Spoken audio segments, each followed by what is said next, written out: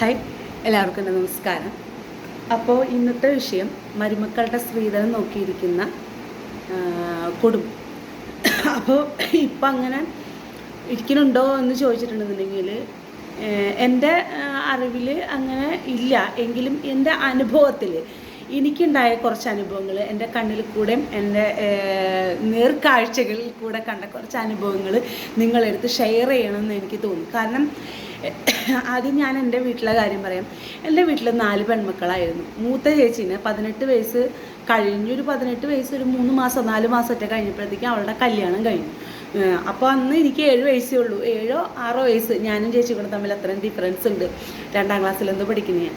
അപ്പോൾ അച്ഛൻ അന്ന് ഞാൻ പറഞ്ഞു കേട്ടിട്ടുണ്ട്, 3ാം ക്ലാസ്സിൽ അച്ഛൻ അന്ന് പറഞ്ഞു ഞാൻ കേട്ടിട്ടുണ്ട്, സ്ത്രീധനം ചോദിച്ചു വരുന്ന ആൾക്കാർക്ക് ഞാൻ എൻ്റെ മോളെ കൊടുക്കൂല എന്ന് അച്ഛൻ അന്ന് ചോദിച്ചിട്ടുണ്ട്. അന്നൊക്കെ വന്നിട്ട് എങ്ങനെയാണ് ചോദിക്കുക, 20 പവൻ്റെ സ്വർണം 1 ലക്ഷം രൂപ, അല്ലെങ്കിൽ 20 പവൻ്റെ സ്വർണം 25,000 രൂപ, അല്ലെങ്കിൽ 10 10 20 20 25 25 ഇങ്ങനെയൊക്കെ വന്നിരുന്നിട്ട് ചെക്കന്മാരടക്കം വന്നിരുന്നിട്ട് എൻ്റെ വീട്ടിൽ, ഞങ്ങളുടെ വീടിൻ്റെ അരമതിലിൽ വന്നിരുന്നിട്ട്, ഇറയത്തെ അരമതിലിൽ വന്നിരുന്നിട്ട് പെണ്ണ് കണ്ടിട്ട് സ്ത്രീധനം ചോദിക്കുന്നത് ഞാൻ എൻ്റെ കണ്ണാൽ എൻ്റെ ചെറുപ്പം മുതലേ കണ്ടിട്ടുമുണ്ട്, കേട്ടിട്ടുമുണ്ട്. അന്ന് എൻ്റെ വിചാരം ഇതാണ് കല്യാണം എന്നാൽ അങ്ങനെയാണല്ലോ. അങ്ങനെ കുറച്ച് നാളുകൾ കഴിഞ്ഞ് എൻ്റെ ചേച്ചിക്ക് നല്ലൊരു കല്യാണ ആലോചന വന്നപ്പോൾ ചേച്ചീനെ എന്താ ഇത്ര നേരത്തെ, അന്നത്തെ കാലഘട്ടങ്ങളിൽ അങ്ങനെയാണ്, നേരത്തെ കല്യാണം കഴിച്ചു കൊടുക്കും. ഇപ്പോൾ ചേച്ചിക്ക് 58-59 വയസ്സായി. നേരത്തെ കല്യാണം കഴിച്ചു കൊടുക്കും. പ്രത്യേകിച്ച് പെൺകുട്ടികൾ മാത്രമുള്ള വീടാകുമ്പോൾ പിന്നെ ബാക്കിയുള്ളവരെല്ലാവരും ഞങ്ങളൊക്കെ പഠിക്കാനും കാര്യങ്ങളായിട്ടുണ്ട്. പിന്നെ പെട്ടെന്ന് കാലത്തിന് മാറ്റം വന്നു. അങ്ങനെ അത് കഴിഞ്ഞു. ചേച്ചിനെ കല്യാണം കഴിച്ചപ്പോൾ ഒരു സ്ത്രീധനം ഒന്നും ചോദിക്കാത്ത ഒരു വീട്ടിലേക്ക്, നല്ലൊരു തറവാട്ടിലേക്ക്, നല്ലൊരു കുടുംബത്തിലേക്ക് എൻ്റെ മൂത്ത ചേച്ചിനെ കല്യാണം കഴിച്ചു കൊടുത്തു. ഇപ്പോഴും ആ ഒരു കുടുംബത്തിൻ്റെതായ, അവരുടെ തറവാട്ട് മഹിമയുടേതായ ഒരു ഐശ്വര്യം കാര്യങ്ങൾ എൻ്റെ ചേച്ചിക്ക് ആ കുടുംബത്തിന് ഇപ്പോഴും ഉണ്ട് കേട്ടോ. അതുവെച്ചാൽ അവരങ്ങനെ സ്വർണം ചോദിച്ച് വാങ്ങിക്കുക അങ്ങനെയൊക്കെ ചെയ്യാതെ, അതുകൊണ്ട് തന്നെയാണെന്ന് ഞാൻ പറയും. അങ്ങനെയൊക്കെ കല്യാണം കഴിച്ചതിൻ്റെ പേരിലും അവരുടെ വീട്ടിൽ നിന്നുണ്ടായ സാമ്പത്തിക സപ്പോർട്ടിൻ്റെ പേരിലും ചേച്ചിക്ക് നല്ല രീതിയിൽ ജീവിക്കാൻ അന്നും ഇന്നും സാധിച്ചിട്ടുണ്ട്. ഇന്നും അവൾ നല്ല രീതിയിൽ കാറ്ററിംഗ് ഒക്കെ കൊണ്ടുനടന്ന് ജീവിക്കുന്നുണ്ട്. പിന്നെ അച്ഛൻ അന്ന് കൊടുത്തത് 15 പവൻ്റെ സ്വർണം കേട്ടോ. ആ സ്വർണം അവരുടെ വീട്ടുകാരെടുക്കുകയോ ഒന്നും ചെയ്തില്ല. അതും ഭയങ്കര ഇത് തന്നെയാണ്. ഇവർക്ക് സ്ഥലം മേടിക്കാൻ വേണ്ടിയിട്ട് നിന്നപ്പോൾ ചേച്ചിയുടെ ഹസ്ബൻഡിൻ്റെ അച്ഛനും സഹായിച്ചു. ഈ സ്വർണം എടുത്ത് അതും കൂടി വിറ്റിട്ടാണ് സ്ഥലമൊക്കെ വാങ്ങിച്ചത്. നല്ല രീതിയിൽ ചേട്ടൻ്റെ വീട്ടുകാരും സഹായിച്ചു. അങ്ങനെയൊക്കെ ഉണ്ടായിരുന്നു. അപ്പോൾ അത് അവിടെ നിൽക്കട്ടെ. അത് കഴിഞ്ഞു. പിന്നെ 2ാമത്തെ ചേച്ചിയുടെ കല്യാണം ഒരുപാട് വർഷങ്ങൾക്ക് ശേഷമാണ് നടന്നത്. അതെന്ന് വെച്ചാൽ അതിൻ്റെ പ്രധാന കാരണം, ചേച്ചി ഡിഗ്രിക്ക് പഠിച്ചുകൊണ്ടിരിക്കുന്ന സമയത്ത് തന്നെ അച്ഛൻ്റെ അടുത്ത് പറഞ്ഞു, അച്ഛൻ എനിക്ക് ജോലി കിട്ടിയിട്ട് ഞാൻ കല്യാണം കഴിക്കുള്ളൂ എന്ന് അന്നത്തെ കാലത്ത് അവൾ പറയുന്നു. അപ്പോൾ അന്ന് ഈ PSC പരീക്ഷയ്ക്ക് പോകുമ്പോൾ എല്ലാവരും വിചാരം പരീക്ഷ പോയി എഴുതി എങ്ങനെയെങ്കിലും പാസ്സാവാന്നാണ്. കണ്ടിന്യൂസ് ആയിട്ടിരുന്ന് പഠിക്കുന്ന പരിപാടിയൊന്നുമില്ല. ഒരു ബുക്കൊക്കെ വാങ്ങിക്കുക, എപ്പോഴെങ്കിലും ഇരുന്ന് പഠിക്കുക, അങ്ങനെയൊക്കെയാണ്. അപ്പോൾ പുള്ളിക്കാരത്തി കുറേ PSC ടെസ്റ്റുകൾ എഴുതി ഒന്നും കിട്ടാതെ, പിന്നെ അതിനിടയ്ക്ക് ആൾക്ക് കുറച്ച് ശാരീരിക ബുദ്ധിമുട്ടുകളൊക്കെ വന്നു. അത് കഴിഞ്ഞിട്ട് ആണ് പിന്നെ ചേച്ചിയുടെ കല്യാണം ആലോചിച്ച് തുടങ്ങി. കല്യാണം ആലോചിച്ച് തുടങ്ങിയിട്ട് എൻ്റെ ഓർമ്മയിൽ ഇപ്പോഴും 2 സംഭവങ്ങൾ നിൽക്കുന്നുണ്ട്. 2 ബ്രോക്കർമാർ വന്നിട്ട് വീട്ടിലപ്പോൾ ചേച്ചിക്ക് കുറച്ച് കാര്യങ്ങളൊക്കെ അവൾ പറഞ്ഞിട്ടുണ്ടായിരുന്നു. എനിക്ക് ഒന്നിലെ ഗൾഫിൽ ജോലിയുള്ള ആളായിരിക്കണം, അല്ലെങ്കിൽ നാട്ടിൽ എന്തെങ്കിലും നല്ല ജോലിയുള്ള ആളായിരിക്കണം എന്ന് അവൾ നിർബന്ധമായിട്ട് പറഞ്ഞിട്ടുണ്ടായിരുന്നു. അപ്പം ഞാനിപ്പം അതിലൊന്നും ആരെയും കുറ്റമൊന്നും പറയാൻ എനിക്ക് അവകാശമില്ല. അതൊക്കെ ഓരോരുത്തരുടെ ആറ്റിറ്റ്യൂഡാണ്. അപ്പോൾ ബ്രോക്കർമാർ വന്നിട്ട് നമുക്ക് ആഗ്രഹങ്ങൾ ആഗ്രഹിക്കുന്നതിൽ തെറ്റൊന്നുമില്ല അല്ലേ. എന്ത് വേണമെങ്കിലും ഏത് പെൺകുട്ടികൾക്കും ആഗ്രഹിക്കാം, ആൺകുട്ടികൾക്ക് ആഗ്രഹിക്കാം. അത് ചിലപ്പോൾ നടക്കും, ചിലപ്പോൾ നടക്കില്ല. അതൊക്കെ ഓരോരുത്തരുടെ ആറ്റിറ്റ്യൂഡാണ്. അപ്പം ഞാൻ അതിന് ന്യായീകരിക്കണമൊന്നുമില്ല. അപ്പോൾ 2 ബ്രോക്കർമാർ വന്നിട്ട് അച്ഛൻ പറഞ്ഞു, ബസ്സിൽ കിളിയായിട്ട് ജോലി ചെയ്യുന്ന ഒരാൾ ഇങ്ങനെ ഉണ്ട് എന്ന് പറഞ്ഞു. അപ്പോൾ ചേച്ചി അച്ഛൻ പറഞ്ഞു അത് പറ്റില്ല, അവൾക്ക് എന്തെങ്കിലും വേറെ ജോലിയുള്ള ഒരാൾ വേണം, നല്ലൊരു ജോലിയുള്ള ഒരാൾ വേണം. അവൾ ഡിഗ്രി വരെ പഠിച്ചതാണ്. അന്നത്തെ കാലത്ത് ഡിഗ്രി വരെ പഠിക്കുക എന്ന് പറഞ്ഞു കഴിഞ്ഞാൽ ചെറിയ കാര്യമല്ല. ഇപ്പോൾ BA പാസ്സായതാണ്. അപ്പോൾ അതിനനുസരിച്ചിട്ടുള്ള ജോലിയുള്ള ഒരാൾ വേണം. അപ്പോൾ ഇവർ പറഞ്ഞു ബസ്സിലെ കിളി എന്ന് പറഞ്ഞ് ഉദ്ദേശിക്കുന്നത് ക്ലീനർ, അപ്പോൾ ഈ ക്ലീനർക്ക് വിദ്യാഭ്യാസം എത്ര വിദ്യാഭ്യാസം ഉണ്ട്? അവൻ 5ാം ക്ലാസ് വരെ പഠിച്ചിട്ടുള്ളൂ. അവർ പറയണ 5ാം ക്ലാസ് വരെ പഠിച്ചിട്ടുള്ളൂ. അപ്പോൾ അത് പറഞ്ഞു. അച്ഛൻ പറഞ്ഞു അതെന്തായാലും പറ്റില്ല, കുറച്ചെങ്കിലും ഒരു 10ാം ക്ലാസ് വരെയെങ്കിലും വിദ്യാഭ്യാസമുള്ള ഒരാളും എന്തെങ്കിലും നല്ലൊരു ജോലിയും വേണം എന്ന് അച്ഛൻ പറഞ്ഞു. അങ്ങനെ അത് പറഞ്ഞു. അത് കഴിഞ്ഞപ്പോൾ പിന്നെ ഒരു പറഞ്ഞു എന്നൊരു കാർ ഡ്രൈവർ ഉണ്ട് 10ാം ക്ലാസ് വരെ പഠിച്ചിട്ടുണ്ടെന്ന് പറഞ്ഞു. അപ്പോൾ ശരി എന്ന് പറഞ്ഞു. അപ്പോൾ അച്ഛാ ശരി കുഴപ്പമില്ല എന്ന് പറഞ്ഞു. അങ്ങനെ കുഴപ്പമില്ല എന്ന് പറഞ്ഞപ്പോൾ ഇവർ പറയുന്നു 35 പവന് സ്വർണവും 25,000 രൂപയും കൊടുക്കണം. അപ്പോൾ അച്ഛൻ ചോദിച്ചൊരു കാർ ഡ്രൈവറെ കല്യാണം കഴിക്കാനായിട്ട്, കാർ ഡ്രൈവർ മോശം ജോലി എന്നല്ല കേട്ടോ, അച്ഛൻ അന്ന് സംസാരിച്ച രീതി എന്നാണ്. അച്ഛൻ മരിച്ചുപോയി. ഒരു കാർ ഡ്രൈവറെ കല്യാണം കഴിക്കണം എന്നുണ്ടെങ്കിൽ 35 പവൻ്റെ സ്വർണ്ണം 25,000 രൂപ. അതിലും വേറെ എൻ്റെ മോളെ കല്യാണം കഴിപ്പിക്കാതെ ആ പൈസ എടുത്ത് വെച്ചിട്ട് എനിക്ക് അവളോട് എന്തെങ്കിലും ജോലിക്ക് അന്വേഷിക്കാൻ പറഞ്ഞാൽ പോരെ എന്ന് ചോദിച്ചു.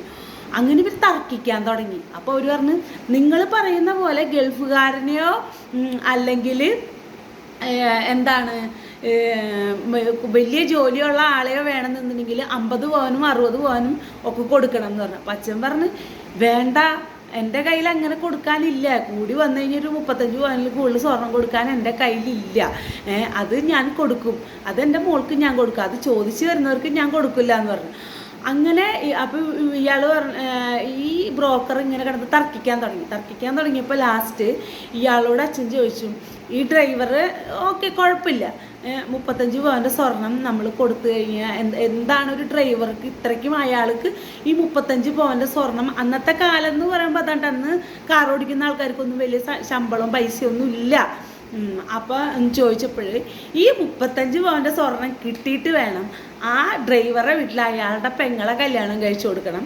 പിന്നെ ബാക്കിയുള്ള പൈസ കൊണ്ട് 25,000 രൂപ കിട്ടിയിട്ട് വേണം താലിമാല എടുക്കാനും സാരി വാങ്ങാനും ഒക്കെ, കല്യാണത്തിൻ്റെ ഡ്രസ്സ് എടുക്കാനും അയാളുടെ വീട്ടിലുള്ള ആൾക്കാർക്ക് ഡ്രസ്സ് എടുക്കാനൊക്കെ 25,000 രൂപ. അന്നൊരു പവൻ്റെ സ്വർണത്തിന് 3,250 രൂപയുള്ളൂ.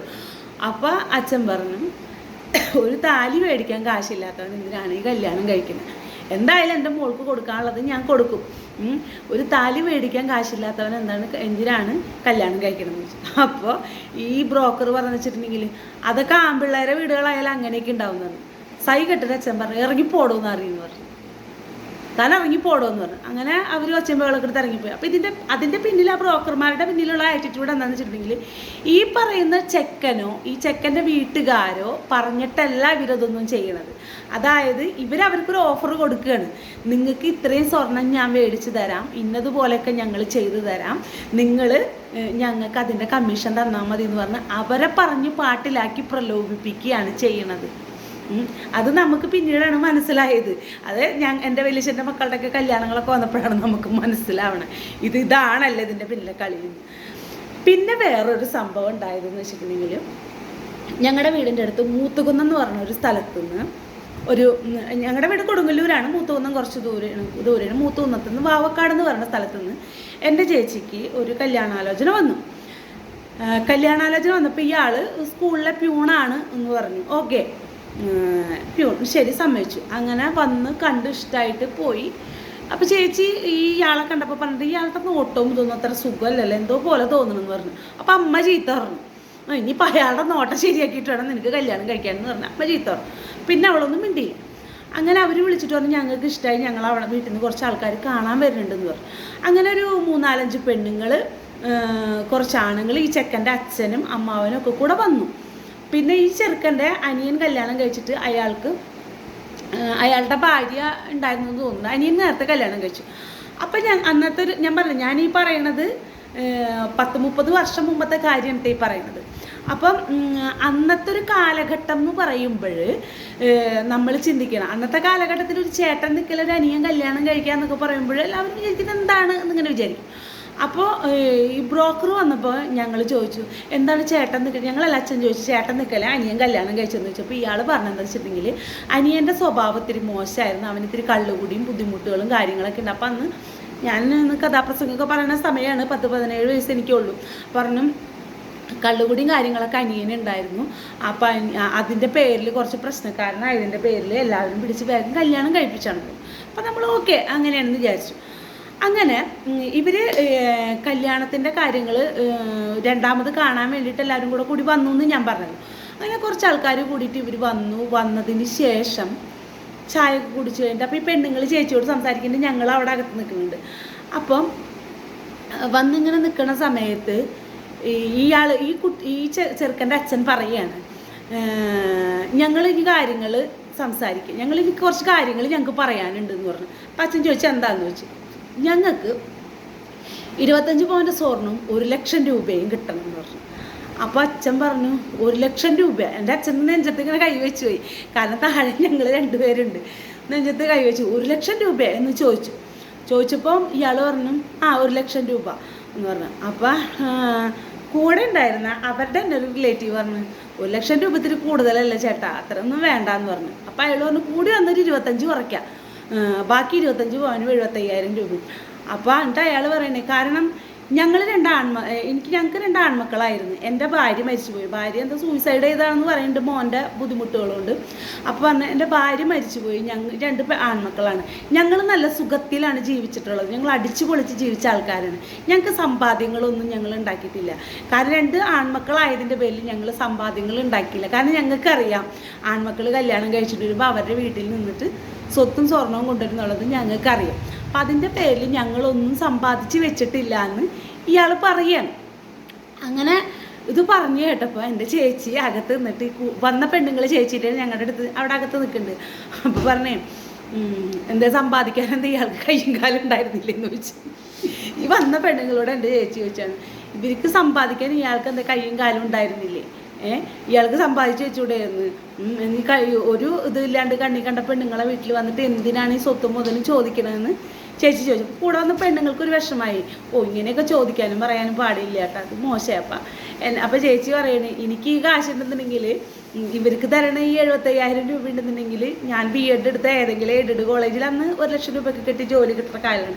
എയ്ഡഡ് സ്കൂളിലോ എവിടെയെങ്കിലും എനിക്ക് ആ കാശ് കിട്ടി എനിക്ക് ടീച്ചറായിട്ട് എവിടെയെങ്കിലും ജോലിക്ക് കയറിക്കൂടെ, ഞാനെന്തിനാണ് ഇയാൾക്ക് ഈ 1 ലക്ഷം രൂപ കൊടുത്തിട്ട് ഒരു ഭർത്താവിന് ഉണ്ടാക്കണമെന്ന് അന്നത്തെ കാലത്ത് എൻ്റെ ചേച്ചി വന്ന പെണ്ണുങ്ങളെടുത്ത് ഞങ്ങളും അവിടെ നിന്ന് സംസാരിക്കാൻ പറഞ്ഞു. എനിക്കന്ന് 10-17 വയസ്സ് സംസാരിച്ചു. അങ്ങനെ അച്ഛൻ പറഞ്ഞു ഞങ്ങൾ ആലോചിച്ചിട്ട് പറയാമെന്നും പറഞ്ഞിട്ട് വിട്ടു. അപ്പം അച്ഛൻ വന്നിട്ട് പറഞ്ഞു നമുക്ക് എങ്ങനെയെങ്കിലും പൈസ ഒപ്പിക്കാന്ന് പറഞ്ഞപ്പോൾ ഞങ്ങൾ 3 ആൾ, ഞാനും ഈ ചേച്ചിയും 2 ചേച്ചിമാരും നഖശിഖാന്തം എതിർത്ത് വേണ്ട എന്ത് തന്നെയാലും ഈ പൈസ കൊടുത്തിട്ട് കല്യാണം നടത്തണ്ടെന്ന് പറഞ്ഞു. അങ്ങനെ പറഞ്ഞു. അപ്പോൾ എന്നെ കഥാപ്രസംഗം പഠിപ്പിക്കുന്ന മാഷുണ്ട്. മാഷ് അന്വേഷിച്ച് വന്നിട്ടുണ്ടായിരുന്നു, അന്വേഷിച്ചിട്ടുണ്ടായിരുന്നു ഈ ചെറുക്കനെ പറ്റിയിട്ട്. അന്വേഷിച്ചപ്പോൾ സംഭവം എന്താണെന്ന് വെച്ചിട്ടുണ്ടെന്നുണ്ടെങ്കിൽ ഇവർ അനിയനെ പറഞ്ഞൊരു സംഭവം ഉണ്ടല്ലോ, അനിയൻ കള്ളുകുടിയനാണ്, റോട്ടിൽ കിടന്ന് ഇതാക്കിയിരുന്നതെന്നൊക്കെ പറഞ്ഞില്ലേ, അത് അനിയനായിരുന്നില്ല, ഇയാളായിരുന്നു. ഇയാൾ മഹാ തല്ലിപ്പൊളിയും കള്ളുകുടിയനും, എന്താ പറയുക, അന്നത്തെ മാഷ് പറഞ്ഞൊരു ഭാഷ ലോക ചന്തയാണ് അവൻ. അപ്പം അല്ലാതെ അനിയനല്ല അങ്ങനെ നടന്നിരുന്നത്. ഇവന് പെണ്ണ് കിട്ടാണ്ടായപ്പോൾ അനിയൻ വേഗം കല്യാണം കഴിച്ചതാണ്. അതായത് ഇയാളുടെ ക്യാരക്ടർ ഇങ്ങനെ ആയതുകൊണ്ട് അനിയനെ വേഗം കല്യാണം കഴിപ്പിച്ചതാണെന്ന് പറഞ്ഞു. അങ്ങനെ പറയും. അപ്പോൾ അന്ന് ഈ 2 ഇൻസിഡൻറ്റ്, എൻ്റെ 2 ചേച്ചിമാരുടെ കല്യാണത്തിൻ്റെ ഇൻസിഡൻറ്റ് എൻ്റെ കണ്ണിൽ നേരിട്ട് ഞാൻ കാണുകയും കേൾക്കുകയും ചെയ്തിട്ടുള്ളൊരു സംഭവമാണ്. നല്ലതും ഉണ്ടായിട്ടുണ്ട്, ചീത്തയും ഉണ്ടായിട്ടുണ്ട്. അപ്പോൾ പിന്നെ വേറൊരു സംഭവം എൻ്റെ ലൈഫിലുണ്ടായത്, അതെനിക്കിവിടെ പറയാതെ എനിക്ക് വയ്യ. ഇതിൻ്റെ പേരിൽ എന്ത് പ്രശ്നം ഉണ്ടായാലും എനിക്ക് വിഷയമില്ല. ഞാൻ നേരത്തെ ഒരു കാര്യം പറഞ്ഞല്ലോ, എൻ്റെ അമ്മായിയമ്മയായിട്ട് ഞാനൊരു ദിവസം ഒരു സംസാരം ഉണ്ടായെന്ന് വെച്ചിട്ടുണ്ടെങ്കിൽ, എന്തോ സംസാരിച്ചപ്പോൾ ഞാൻ പറഞ്ഞു, അമ്മ പറഞ്ഞു മിക്കവാറും ആൺമക്കളുടെ വീടുകളിലൊന്നും ആരും സമ്പാദിക്കൊന്നുമില്ല എന്ന് പറഞ്ഞു. അപ്പം ഞാൻ ചോദിച്ചു, എൻ്റെ ആൺമക്കളുള്ള വീട്ടിൽ സമ്പാദിച്ചാൽ എന്താ കുഴപ്പം, ആൺമക്കളുള്ള അച്ഛനമ്മമാർ സമ്പാദിച്ചാൽ എന്താ പ്രശ്നം? അപ്പോൾ പറഞ്ഞു അവർക്കൊക്കെ സമ്പാദ്യമൊക്കെ അവരെ പെണ്ണുങ്ങളെ വീട്ടിൽ നിന്ന് കൊണ്ടുവരുന്നു. ഞാൻ പറഞ്ഞ അമ്മ എന്ത് മോശമായിട്ടുള്ളൊരു ചിന്താഗതിയാണ്. പക്ഷേ ഞാനൊന്നും ഇല്ലാതെയാണ് ആ വീട്ടിലേക്ക് കയറി ചെന്നതെങ്കിലും എന്നോട് ആ വക ഇതോളൊന്നും അവർ കാണിച്ചിട്ടില്ല കേട്ടോ. അത് ഞാൻ തീർത്തു പറയാം. എന്നോടിപ്പോൾ പക്ഷേ എൻ്റെ വീട്ടിൽ നിന്ന് തന്നു എന്നുള്ളത് വേറൊരു കാര്യമാണ്. അതിൻ്റെ ഉള്ളിൽ കുറച്ച് വിഷമങ്ങളൊക്കെ ഉണ്ടായാലും പുറമേ കാണിച്ചിട്ടുണ്ടായിരുന്നില്ല. പക്ഷെ പല രീതിയിലും എന്നോട് സ്വർണം അല്ലെങ്കിൽ സ്വത്ത് എന്നുള്ള രീതിയിൽ പറഞ്ഞിട്ടില്ലെങ്കിലും പല രീതിയിൽ എന്നെ ബുദ്ധിമുട്ടിപ്പിച്ചിട്ടുണ്ട്, വിഷമിപ്പിച്ചിട്ടുണ്ട്. ഒരുപാട് എന്നെ ഇൻസൾട്ട് ചെയ്തിട്ടുണ്ട്. എൻ്റെ അമ്മായിയമ്മ ഒരുപാട് ഇൻസൾട്ട് ചെയ്തിട്ടുണ്ട്. ഒരുപാട് മാനസിക ബുദ്ധിമുട്ടുകൾ എനിക്ക് ഉണ്ടാക്കിയിട്ടുണ്ട്. ഡിപ്രഷൻ വരെ വന്നിട്ടുണ്ട്. വയ്യാണ്ടായാൽ വരെ എനിക്കൊരു ട്രീറ്റ്മെൻറ്റ് തരാതെയൊക്കെ ഇരുത്തിയിട്ടൊക്കെ ഉണ്ട്.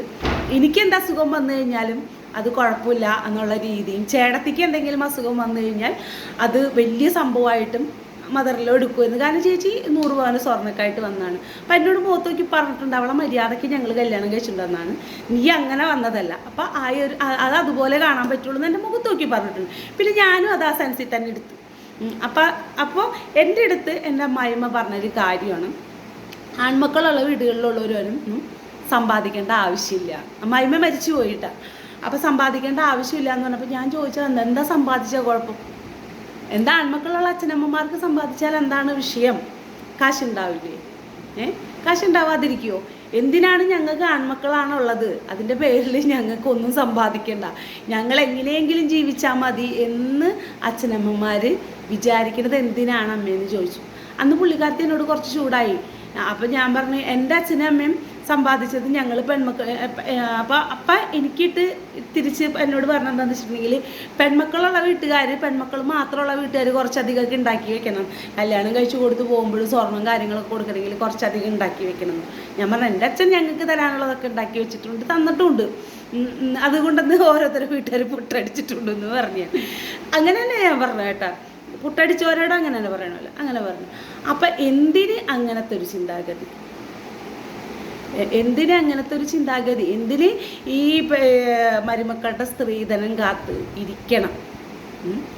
ആൺമക്കളുള്ള വീട്ടുകാർക്കും നിങ്ങൾക്കും കുറച്ച് സമ്പാദിക്കാം, അതിലൊരു തെറ്റൊന്നുമില്ല. സമ്പാദിക്കാത്തവരോടാണ് ഞാൻ പറയണത് കേട്ടത്, സമ്പാദിക്കാത്തവരോടൊന്നല്ല, ഈ സ്ത്രീധനം കിട്ടിയിട്ട് ഞങ്ങൾക്ക് സുഖിച്ച് ജീവിക്കാം എന്ന് കരുതി ജീവിക്കുന്നവരോടാണ് ഞാൻ ഈ പറയുന്നത്.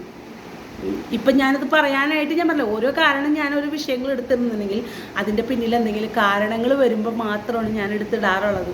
1-2 കാര്യങ്ങൾ എൻ്റെ കൺമുമ്പിൽ കണ്ടപ്പോൾ എനിക്കിത് പറയണമെന്ന് തോന്നി. ഇപ്പോഴും പല സ്ഥലങ്ങളിലും എൻ്റെ കൺമുമ്പിൽ ഞങ്ങൾക്ക് ആൺമക്കൾ മാത്രമല്ലേ, അപ്പം പിന്നെ ഞങ്ങൾക്ക് എങ്ങനെയും ജീവിക്കാം, എങ്ങനെയെങ്കിലും ജീവിച്ചാൽ മതി എന്ന് വിചാരിച്ചിരിക്കുന്ന ആൾക്കാരുണ്ട്.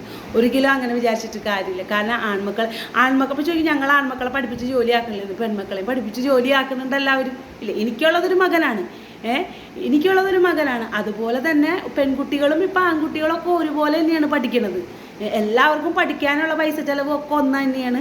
അത് കഴിഞ്ഞ് പെൺകുട്ടികൾക്ക് ജോലിയും ആവും. അത് കഴിഞ്ഞ് പിന്നെ കിലോ കണക്കിന് സ്വർണവും കൊടുത്തിട്ട് അവരെ കെട്ടിച്ച് വിടണം എന്ന് പറഞ്ഞു കഴിഞ്ഞിട്ടുണ്ടെങ്കിൽ അത് വാങ്ങിക്കാനിരിക്കുന്ന ആൾക്കാരോടാണ് എനിക്ക് പറയാനുള്ളത്. ഇപ്പം എനിക്കൊരു മകനാണുള്ളത്. ഒരിക്കൽ പോലും ഞാൻ തീർത്ത് ഞാൻ പറയുന്നു, ഞാൻ സമ്മതിക്കില്ല എൻ്റെ മകൻ ഒരു വീട്ടിൽ നിന്ന് ഒരു പെൺകുട്ടീനെ സ്വർണം വാങ്ങിച്ചിട്ടോ സ്ത്രീധനം വാങ്ങിച്ചിട്ടോ കൊണ്ട് കല്യാണം കഴിച്ച് വരാനായിട്ട് ഞാൻ ഒരിക്കലും അതിനെ സമ്മതിക്കില്ല, ഞാൻ അനുവദിക്കില്ല. ഞാൻ അവനോട് ഒരു കാര്യം പറഞ്ഞിട്ടുള്ളൂ, നിനക്ക് ഇഷ്ടമുണ്ടെങ്കിൽ നീ കല്യാണം കഴിക്കുക, ഇഷ്ടമുണ്ടെങ്കിൽ മാത്രം കല്യാണം കഴിച്ചാൽ മതി. എപ്പോഴാണോ കല്യാണം കഴിക്കണമെന്ന് തോന്നുന്നത് അപ്പം കഴിച്ചാൽ മതി.